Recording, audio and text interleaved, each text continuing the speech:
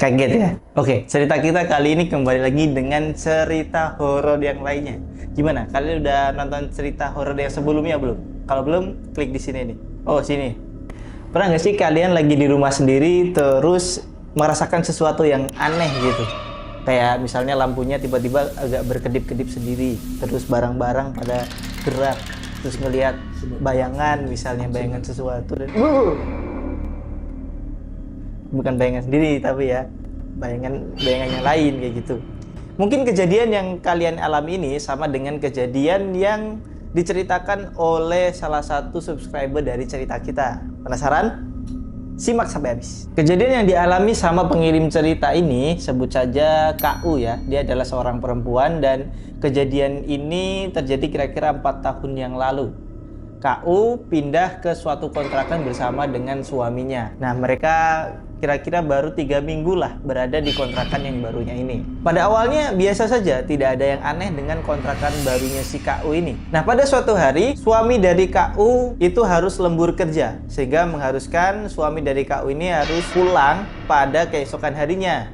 Jadi Kak U otomatis di rumah sendiri, di kontrakan sendiri. Nah, di hari ketika sang suaminya ini sedang lembur, yang mana Kak U sendiri dikontrakan, pada sore harinya itu Kak U menghabiskan waktu dengan menonton TV, sehingga pada kira-kira pukul 6:30 karena Kak U ini merasa badannya ini agak capek ya, karena aktivitas seharian, mungkin arisan, bersih-bersih rumah dan lain sebagainya. Jadi kira-kira pukul 6:30 Kak U itu ketiduran dan posisi TV masih menyala. Untung saja pintu dan jendela di rumah Kak U ini, di kontrakan Kak U sudah dikunci, jadi aman-aman saja dari yang namanya maling. Nah, karena Kak U tidur lebih awal, jadi pada pukul kira-kira 1:10 malam Kak U terbangun. Lalu ketika Kak U terbangun, dia mematikan TV-nya, lalu pindah ke kamar untuk melanjutkan tidurnya. Karena kebetulan ketika itu Kak U sedang berhalangan untuk sholat. Jadi sedang berhalangan, tahu kan ya maksudnya. Nah, karena Kak U sedang berhalangan, jadi dia memang sedang tidak sholat, seperti itu. Nah, Kak U berniat untuk melanjutkan tidurnya di kamar. Sebelum Kak U tidur, Kak U menyempatkan diri untuk berkabar nih dengan suaminya via SMS-an atau chatting-chattingan sambil main-mainan HP, karena kan baru aja bangun tidur ya, jadi ya bentar dulu deh tidurnya, nanti dulu mainan HP dulu. Nah, ketika lagi asik main HP di kamar, yang waktu itu posisinya Kak U tuh sedang tiduran di ranjang ya, dan posisi tidurnya Kak U ini menghadap ke pintu. Ya, ketika Kak U sedang mainan HP asik-asik ya kan, Kak U merasa di balik pintu kamar ya itu ada yang memperhatikan. Tahu dong rasanya, misalnya kita lagi mainan HP atau kadang-kadang kita lagi jalan biasa aja deh, terus ada yang memperhatikan. Secara alamiah manusia itu punya insting untuk merasakan itu. Jadi ketika Kak U sedang bermain HP dan dia merasakan ada sesuatu yang memperhatikannya dari balik pintu kamar. Lalu Kak U mencoba untuk memperhatikan pintu kamar, dan tidak ada apa-apa. Karena kebetulan memang suasananya sedang gelap ya. Kak U lebih suka untuk tidur dengan suasana yang gelap, jadi lampunya dimatikan. Nah, karena Kak U merasa mungkin cuma perasaan saya aja sih, jadi nggak ada apa-apa lah gitu kan. Kau melanjutkan bermain HP, chatting-chattingan lagi, main-mainan HP lagi gitu kan. Setelah itu perasaan bahwa ada seseorang yang memperhatikan itu timbul lagi, sama masih dari balik pintu. Lalu Kak U dengan cueknya menengok ke arah pintu, dan betapa kagetnya Kak U, ternyata ketika Kak U melihat ke arah pintu, ada sesosok dengan rambut yang lebat, mata yang merah, dan melotot melihat Kak U. Dan yang lebih menyeramkan lagi, sosok ini tuh dia tidak punya badan, teman-teman. Jadi di bawah kepalanya itu langsung ada organ-organ dan usus-usus seperti itu. Kalau orang sekarang ngomongnya mungkin apa ya? Kuyang ayar. Sontak kau langsung kaget dong. Kau kaget, terus dia dari posisi berbaring langsung ke posisi duduk, terus menjauh dan mepet ke tembok, dan dia bermandikan keringat, teman-teman. Jadi saking takutnya itu sampai dia bermandikan keringat. Terus secara alamiah tentunya Kak U ini mencoba untuk menjauh lagi dari sosok itu, karena sosoknya ini masih memelototi dia. Dia bangkit dari ranjangnya dan dia berdiri di samping kasurnya sambil masih mepet ke tembok ya, karena masih takut. Setelah itu, setelah diperhatikan, ternyata sosok itu akhirnya hilang. Karena sosok itu hilang, teman-teman, Kak U merasa udah agak lega ya. Tadi sosok apa gitu kan. Terus karena dia pengen memastikan bahwa ini dia sosok ini tuh bener-bener udah hilang apa belum sih. Dia akhirnya memutuskan untuk menyalakan lampu biar lebih terang. Kalau terang kan terkesan aman ya. Nah, saklar lampu itu berada di dekat pintu, teman-teman. Biasanya kan memang seperti itu ya, saklar lampu berada di dekat pintu. Terus KU memberanikan diri untuk menghidupkan lampu. Setelah KU berjalan untuk menghidupkan lampu, pas tangannya mau ini ke saklar, dia ngerasa di belakangnya itu ada sesuatu gitu. Di belakangnya ada sesuatu gitu.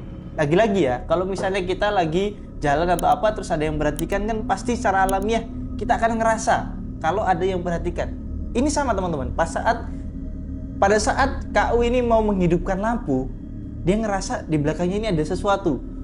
Setelah itu dia menengok dulu sebelum menghidupkan lampu. Dia menengok, ternyata ada sesosok tinggi besar. Ada sosok tinggi besar dan dia sedang memelototi KU dengan wajah yang mengintimidasi, dengan badannya yang penuh dengan bulu, yang membuat KU ini langsung jongkok ketakutan, teman-teman. Bayangkan saja, kita di rumah sendiri, tiba-tiba di belakang kita ada sosok yang besar, yang badannya ini penuh bulu, dan dia sedang mempelototi kita. Bayangkan saja, kira-kira reaksi kita akan seperti apa? Nah, kira-kira seperti itulah reaksi KU. KU tentu saja tidak diam saja. Dia mencoba untuk menjerit, untuk meminta tolong. Tapi tidak bisa, teman-teman. Dia udah bisa. Dia bahkan untuk membuka mulutnya saja berat sekali. Entah apa yang terjadi. Mungkin saking syoknya, atau mungkin karena gangguan dari makhluk itu. Dia mencoba sekuat tenaga untuk berteriak. Susah sekali. Pada saat genting seperti itu, yang bisa KU lakukan adalah pasrah dan mencoba untuk berdoa di dalam hatinya. Dia lalu membacakan ayat kursi dan ayat-ayat Al-Quran yang lain di dalam hatinya ya teman-teman ya. Tentu dengan kepercayaan yang tinggi, keimanan yang tinggi kepada Tuhan Yang Maha Esa, bahwasanya Tuhan akan menolong kita. Kau terus membaca itu dengan sepenuh hati, dengan sekuat tenaga, dengan keyakinan. Lalu setelah KU membacakan ayat-ayat itu, tiba-tiba sosok itu menghilang. Tepat ketika KU sedang berkedip. Di pas kedip gitu tiba-tiba hilang. Dan KU itu bisa untuk menggerakkan lagi bibirnya dan bisa ngomong lagi. Tidak seberat sebelumnya.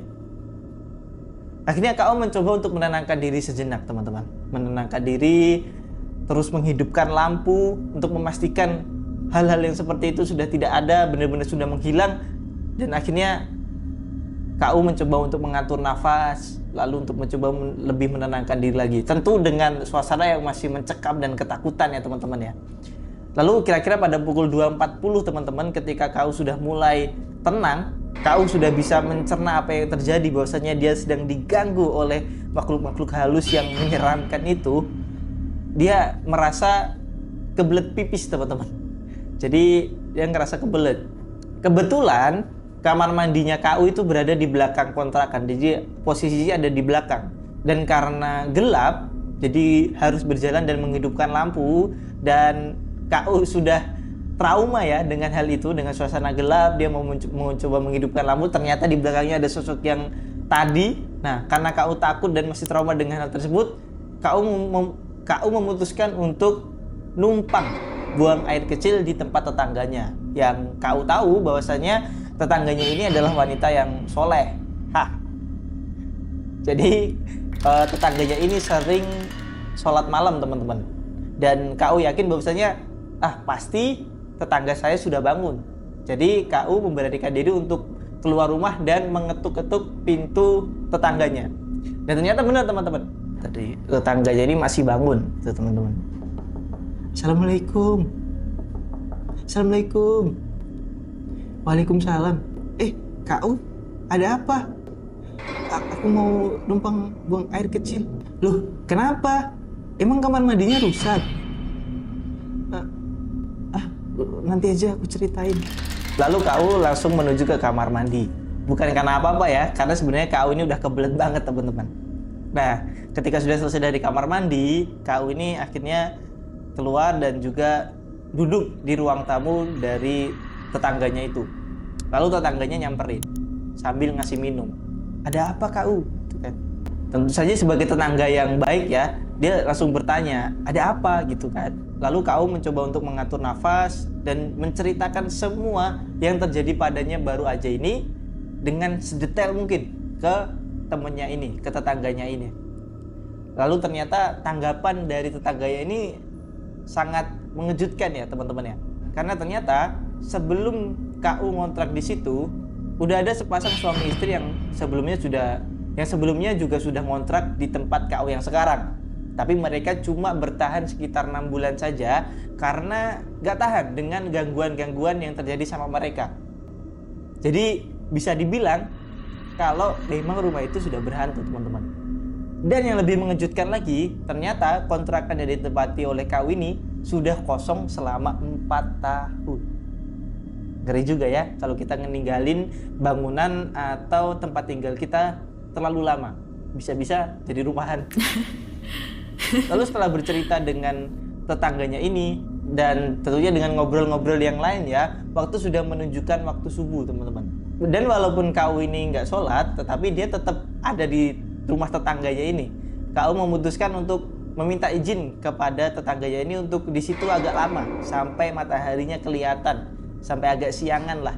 Karena KU sudah terlalu takut untuk kembali ke kontrakannya. Dan tetangganya mengizinkan seperti itu.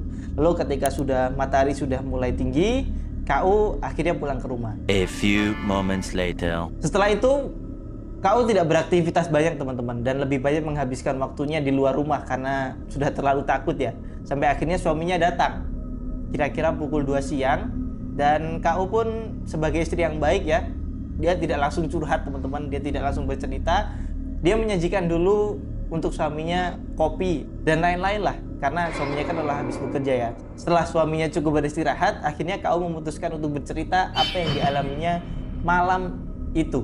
Dan sore harinya suaminya langsung memutuskan untuk udah kemasi barang-barang kamu, kita pindah dari sini. Dan itu menjadi hari terakhir KU ngontrak di kontrakan barunya itu. Dia memutuskan untuk pindah ke kontrakan yang lainnya. Dan cerita pun berakhir. Nah, itu dia teman-teman.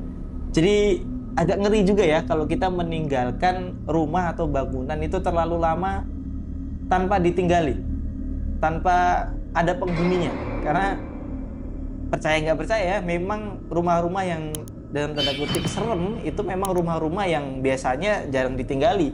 Mungkin teman-teman punya cerita yang serupa. Nah, teman-teman bisa cerita ke kita, lalu kita akan ceritakan kembali ke para penonton dan subscriber dari cerita kita. Caranya gimana? Caranya teman-teman tinggal kirim cerita teman-teman ke link yang ada di bawah ini. Jadi nanti kita akan menceritakan kembali kejadian-kejadian serem, kejadian-kejadian berhantu yang pernah dialami sama teman-teman. Oke, gitu aja. Jangan lupa like, komen, dan subscribe. Dan kita bertemu di cerita horor selanjutnya. Bye. Ini udah ditinggali berpalangan. Rizik.